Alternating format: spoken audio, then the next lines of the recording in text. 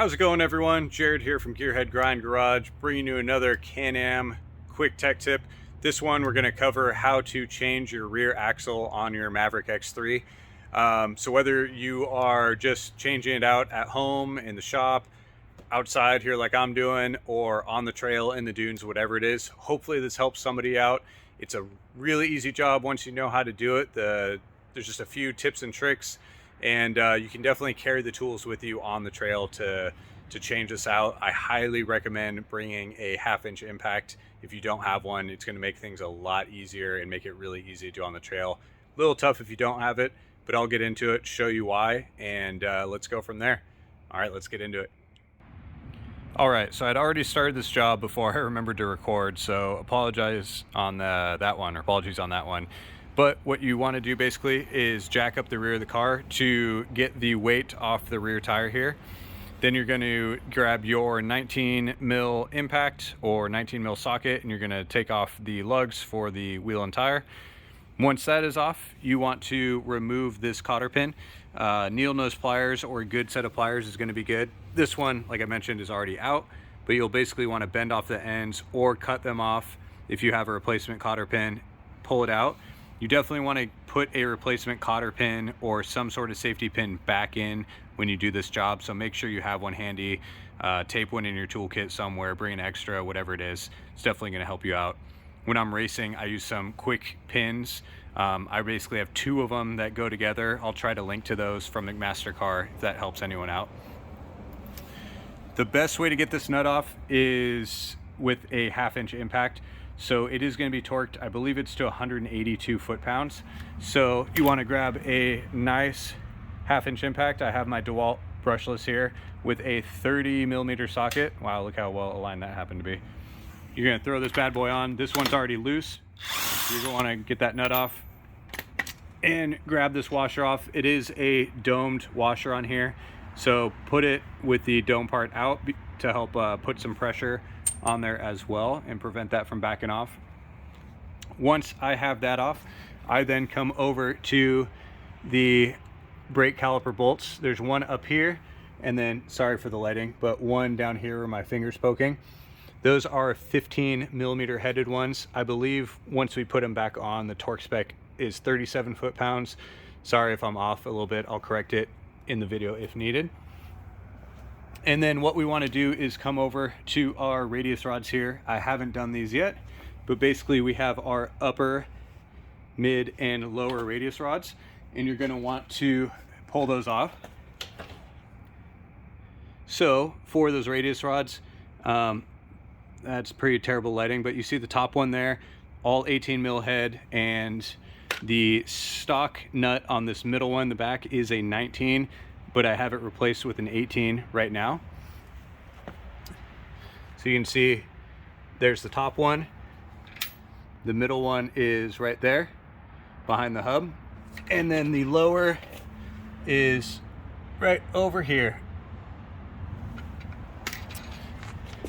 So we're gonna get those pulled out.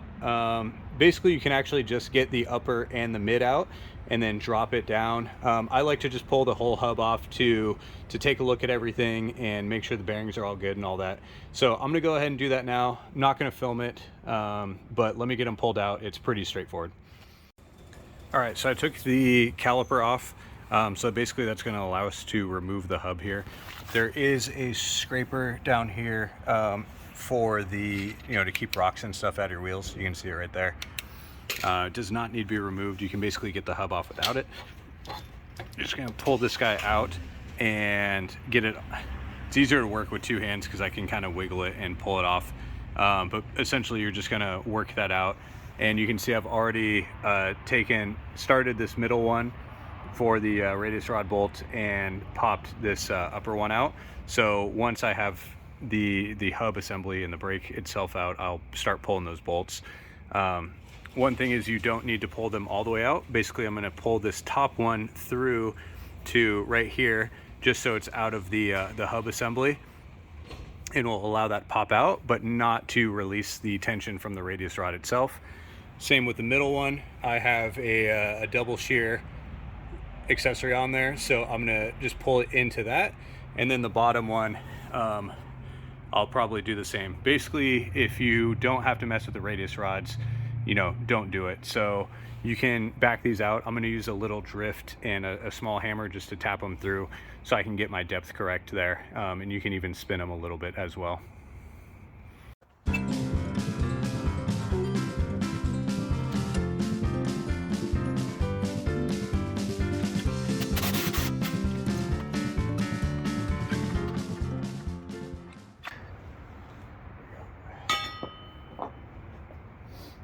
Okay, now we're going to take the axle and basically yank on it to pop it out.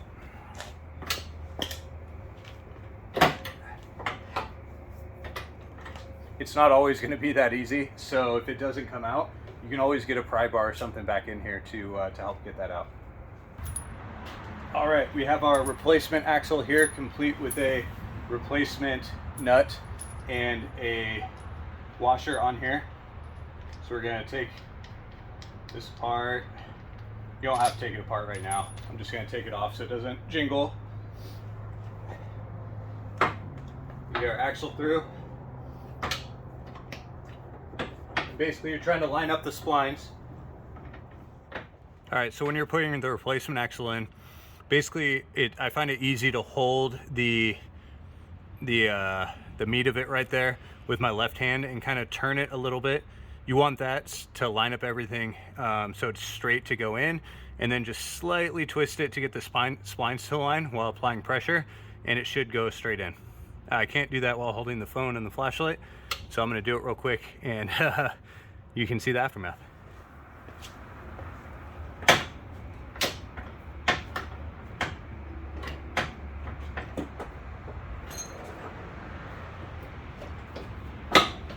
There you go. You can hear the positive connection of it sliding in.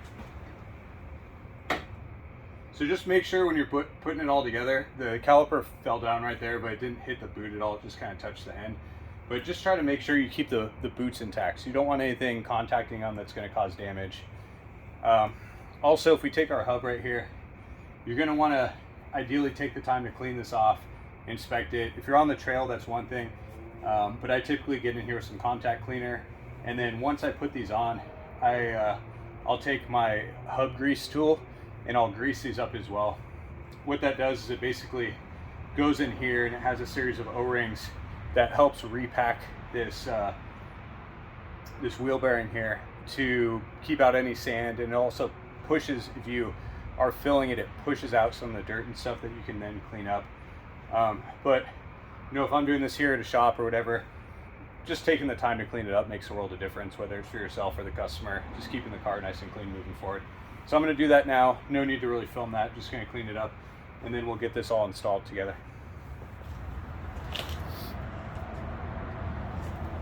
All right, we're going to put our hub back on. You can see if you have both of them off and you forget which one, the left one is marked with left. They're also marked with top and bottom, so there's a top arrow there. I also know that the caliper bolts or the mounts are always forward, so it's going to install like this. I'm going to get it cleaned up more once it's on the car. I just removed some of the excess grease and grime from it as well, but I want to re-grease everything and just kind of show you how to get it on for now. So basically, when you're putting this on, it's easier if you keep your work environment cleaner than I did. I'm going to get this cleaned up real quick. Alright, we're going to get our axle through, and I always start with the bottom and work my way up. So we want to get this bottom bolt through and lined up.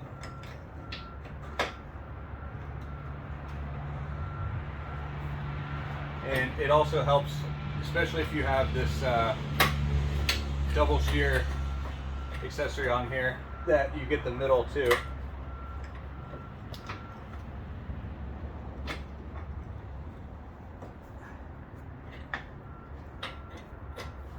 Everything lined up. Sorry, I know I'm blocking the view. It's harder to see in the dark.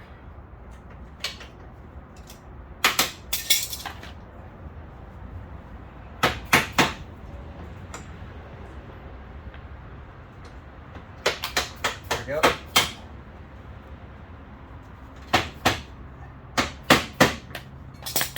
So that bottom bolt is through over there. The mid one, I'm going to get the top actually started too. Happen to go through really easily. And the mid, get that lined up. And that's through as well. So the mid one, you'll actually have to pull back out a little bit to get the nut started on the back. Because you have to kind of hold that nut in place while you spin it to get that back one on. Make sure to, if you haven't, Loctite everything together as well when you put it back on, and inspect, especially if you're at the shop, inspect your nuts here to make sure that there's still material left on the rubber for these lock nuts to hold on to. If not, you can get some replacement Can-Am ones on there. So let's get it all put back together, and I'll yeah, it's basically the same order. So now I'm going to get the nuts on, and you can tighten them now. There's no reason not to necessarily. Then we're going to get the hub and the brake put back on as well. I'm going to, before I put the nut on, get my greasing tool here. Basically how this works is you're going to insert it here into the end of the axle and make sure it's fully seated on there, and then you're going to take your grease gun, hook it up, and begin to pump until you start seeing a little grease come out. And basically you're just repacking this bearing a little bit to keep it protected from the elements, especially because this one's primarily going to be used in sand. There we go. Sometimes it can take a little bit to get this in. Cool. All right, and we're ready to grease.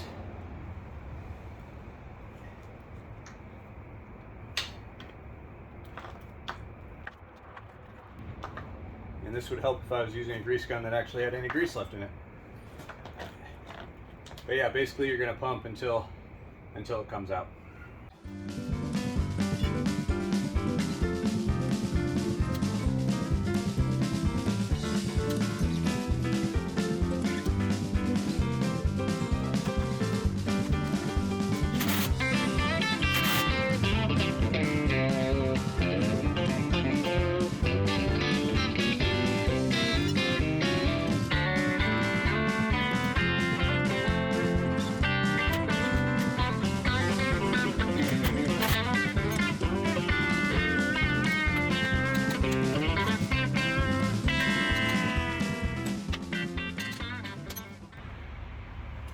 So I always take the time to mark my bolts with the safety marker to remember I torqued them, and also so that you can inspect them quickly after the fact to see if anything may have started to undo itself.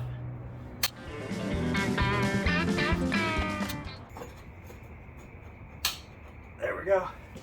Much better.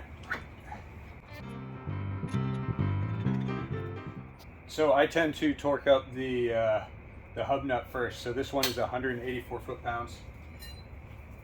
To do this one, I have my handy dandy tool here that I put in to basically help prevent this from spinning. And then I set my torque wrench to 184. By the way, all these ones were at 77 foot-pounds for the radius rods.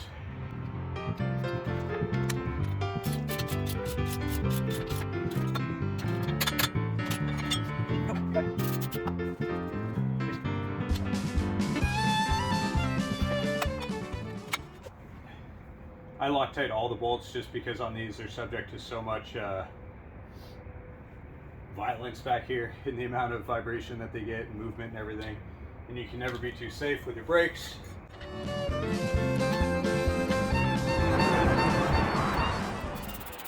So these brake calipers get torqued to 37 foot-pounds. I've got some torque alignment markers on here too.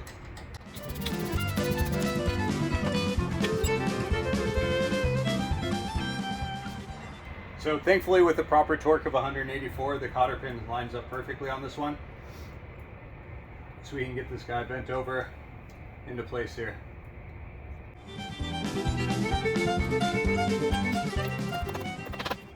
Feel free to bend over your cotter pin however you best see fit.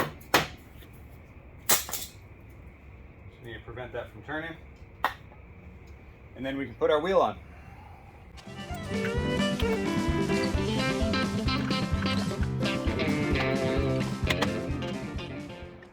As for your wheel lugs, there's different trains of thought here. I tend to over torque mine a little bit. It's up to you. 100 foot-pounds would work. I've had them come loose before, and I've seen too many come loose, so I do 110.